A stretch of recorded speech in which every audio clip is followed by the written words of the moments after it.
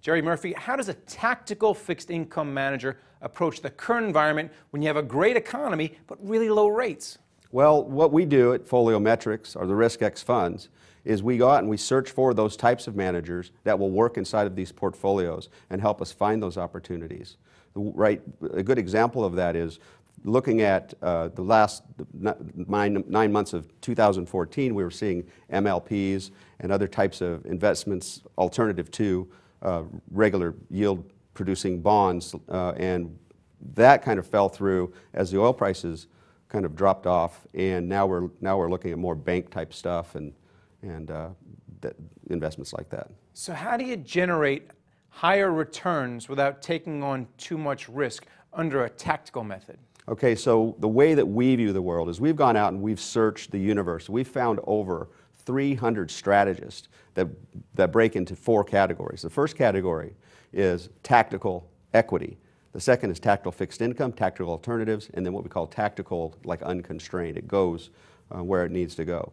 We believe that by building a portfolio that actually is able to access a diversified portfolio of like risk-managed equities, you can add more equities to a portfolio, and that will get the kind of yield that somebody needs in their portfolio.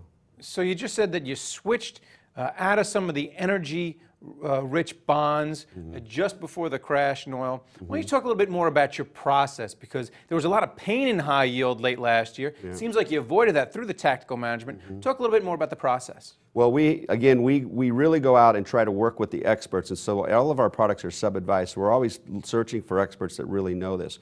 The process is to really try to find that yield, and again, the yield will be not necessarily in laddering bonds or doing even some sort of derivative type thing. And so we tend to lean towards more type of diversified equity. You also mentioned unconstrained bond funds.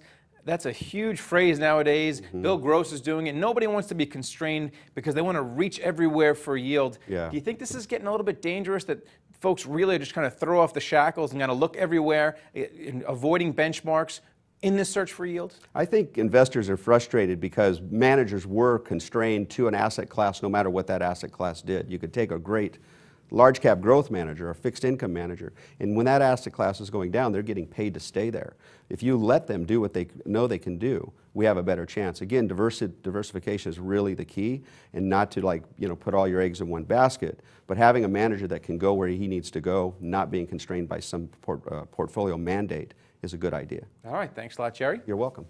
And thank you for watching The Street.